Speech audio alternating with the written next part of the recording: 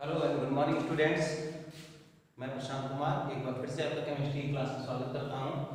और इससे पहले हमने सॉलिड स्टेट का इंट्रोडक्शन देखा था। आज हमें आगे बढ़ना है और उसमें हमें क्रिस्टलीय ठोस कितने प्रकार के होते हैं, क्रिस्टलाइन सॉलिड्स कितने प्रकार के होते हैं उसके बारे में जानना है। और ये हमने बता रखा है कि क्रिस्टलीय ठोस कितने प्रकार के होते हैं, उसके अतिरिक्त उसको डिटेल में हमें पढ़ना है। तो हम शुरू करते हैं कि करके। सबसे पहला था आयनिक ठोस।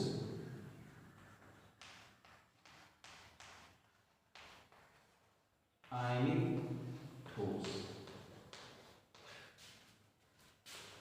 इंग्लिश में आयनिक सॉलिड बोलते हैं। आयनिक सॉलिड क्या होते हैं ये हमको देखना है।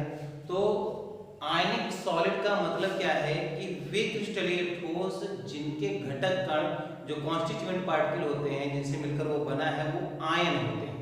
आयनिक ठोस का तात्पर्य यही है कि वे क्रिस्टलीय ठोस जिनके अवयवी कण आयन होते हैं और वे एक दूसरे से स्ट्रॉन्ग इलेक्ट्रोस्टैटिक फोर्स के थ्रू जुड़े होते हैं, प्रबल वैद्युत स्थैतिक बलों के द्वारा एक दूसरे से जुड़े होते हैं। एग्जांपल लेते हैं, उसके तहत आपको समझाते हैं। जैसे कि NaCl। अगर NaCl की बात करें तो इसमें दो आयन हैं, एक तो कैटायन है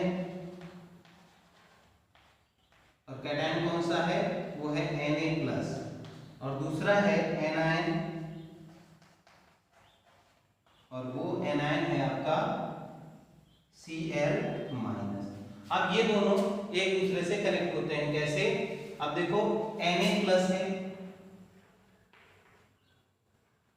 और Cl- है, तो इस पर पॉजिटिव चार्ज है, उस पर निगेटिव चार्ज है। हम सभी जानते हैं जो अपोजिट चार्ज होते हैं वो एक दूसरे को क्या करते हैं, अट्रैक्ट करते हैं। तो ये एक दूसरे को अट्रैक्ट करेंगे। ऐसे बहुत सारे आयन होंगे, Na+, Cl-, इसी तरह से Cl-, Na+, Cl- और Na+, इसी तरह से फिर से Na+, Cl-, Na+, Cl- और Cl-, Na+, Cl- और Na+। अब इन सभी के बीच में अट्रैक्शन फोर्स होता है। इस तरह से हम इसको डॉटेड लाइन से दिखा रहे हैं। इनके बीच में अट्रैक्शन होता है नेगेटिव और पॉजिटिव के बीच में। अब नेगेटिव और पॉजिटिव के बीच में इसके इस तरफ भी नेगेटिव होगा, इसके ऊपर भी नेगेटिव होगा, तो ये पूरी तरह से इसके पीछे भी होगा, इसके आगे भी होगा। तो ये चारों तरफ से एक पॉजिटिव आयन दूसरे नेगेटिव आयन से चारों तरफ से घिरा होता है। उसी तरह से एक नेगेटिव आयन बहुत सारे पॉजिटिव आयन से चारों तरफ से घिरा होता है। इस तरह से डॉटेड लाइन के थ्रू दिखा रहा हूं मैं, ध्यान दीजिएगा।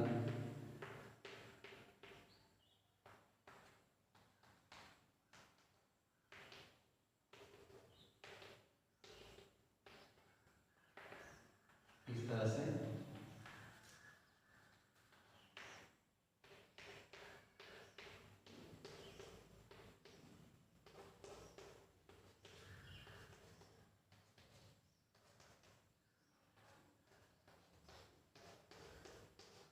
इस तरह से आपस में क्या होते हैं, कनेक्ट होते हैं। तो बहुत ध्यान से समझने वाली बात है कि जो आयनिक ठोस होते हैं, ये जो इनके बीच में अट्रैक्शन फोर्स है, ये इसको हम बोलते हैं इलेक्ट्रोस्टैटिक फोर्स। इलेक्ट्रोस्टैटिक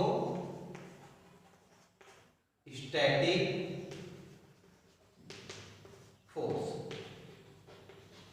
वैद्युत आकर्षण बल, और ये बहुत ही स्ट्रांग होता है। और एक बात और बता दें आपको, ये वैद्युत के कुचालक होते हैं। आयन जरूर है, यहाँ पर आपको चार्ज नजर आ रहा है पॉजिटिव नेगेटिव, तो आपके दिमाग में कहीं ना कहीं ये समझ में आ रहा होगा कि आयन है, चार्ज भी है, तो ये इलेक्ट्रिसिटी के कंडक्टर होंगे, बट ये इलेक्ट्रिसिटी के कंडक्टर नहीं होते हैं। क्यों नहीं होते हैं? सॉलिड स्टेट में ये इलेक्ट्रिसिटी के कंडक्टर नहीं होते हैं। क्यों? क्योंकि ये आयन मूव नहीं कर रहे हैं, गति नहीं कर रहे हैं। अगर ये गति कर रहे होते तो ये वास्तव में ऐसा हो सकता था कि ये वैद्युत के सुचालक होते, लेकिन इस स्थिति में ये वैद्युत के कुचालक हैं, अर्थात ठोस अवस्था में ये वैद्युत के कुचालक होते हैं। लेकिन अगर इनका चलीय विलयन बना दिया जाए तो ये आयन मूवमेंट करने लगते हैं और वैद्युत के चालक हो जाते हैं। तो काइनेटिक इन्फॉर्मेशन ये वैद्युत के कैसे क्या होते हैं, कुचालक होते हैं। ध्यान से समझिएगा, आयनिक ठोस कौन से ठोस हैं, क्रिस्टलीय ठोस है नंबर 1 बात, और वे क्रिस्टलीय ठोस जिनके अवयवी कण आयन होते हैं और वे आयन एक दूसरे से स्ट्रॉन्ग इलेक्ट्रोस्टैटिक फोर्स के थ्रू क्या होते हैं, कनेक्ट होते हैं। तो ध्यान से समझिए, मेरे ख्याल से आयनिक ठोस समझ में आ गया होगा। इसके बाद हम बात करेंगे आगे सहसंयोजक ठोस की।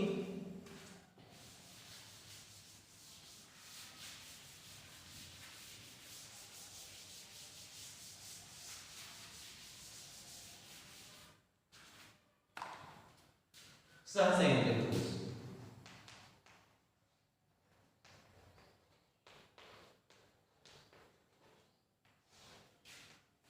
सहसंयोजक ठोस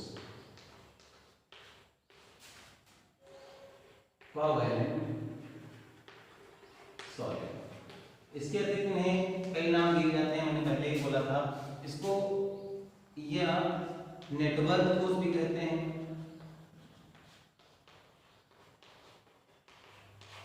या फिर इसी को परमाणविक ठोस भी कहते हैं। परमाणविक ठोस, जैसा कि नाम से ही पता चल रहा होगा, परमाणविक ठोस का मतलब क्या है, वे क्रिस्टलीय ठोस जिनके घटक कण कॉन्स्टिट्यूएंट पार्ट के परमाणु होते हैं और ये परमाणु एक दूसरे से सहसंयोजक बंधों द्वारा जुड़े होते हैं। मतलब इनके बीच जो फोर्स लग रहा है वो कैसा है, कोवैलेंट बॉन्ड, एक फोर्स ही है कोवैलेंट बॉन्ड।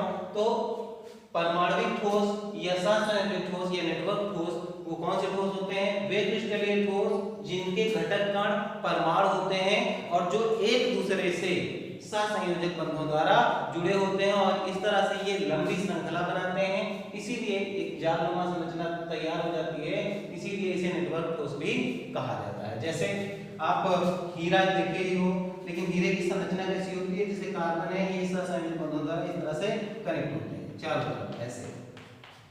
बहरहाल ये संरचना बिल्कुल क्लियर नहीं है क्योंकि आपको पता है कार्बन 3 डायमेंशियल चित्र बनाता है, तो संरचना बनाता है, इसलिए अभी आपको समझा देंगे वो भी, तो ये ध्यान से देखिएगा। इस तरह से देखो एक जालनुमा संरचना बन गई, इसीलिए इसे नेटवर्क ठोस भी कहा जाता है। अब अगर देखें तो हमको पता है कार्बन की वैलेंसी 4 होती है और 4 बॉन्ड इस तरह से कुछ बनते हैं इसके, एक प्लेन से बाहर की ओर और एक प्लेन से अंदर की ओर, तो ये टेट्राहेड्रल है। और ये जो आप देख रहे हैं कनेक्शन, ये इसी तरह का कनेक्शन होता है, मतलब ये चतुष्फलकीय संरचना दिखाते हैं। और इसके अतिरिक्त ग्रेफाइट भी क्या आता है, किसके अंतर्गत आता है, सहसंयोजक ठोस के अंतर्गत आता है। तो ध्यान समझिएगा, मैंने 2 एग्जांपल भी इसके अंतर्गत दे दिए हैं आपको, एक तो हीरा और दूसरा ग्रेफाइट। तो सहसंयोजक ठोस या नेटवर्क ठोस क्या होते हैं, फिर से एक बार समझा देता हूं, वे क्रिस्टलीय ठोस जिनके घटक कण परमाणु होते हैं जो एक दूसरे से सहसंयोजक बंधों द्वारा जुड़े रहते हैं, सहसंयोजक ठोस, नेटवर्क ठोस या परमाणविक ठोस कहलाते हैं। मेरे ख्याल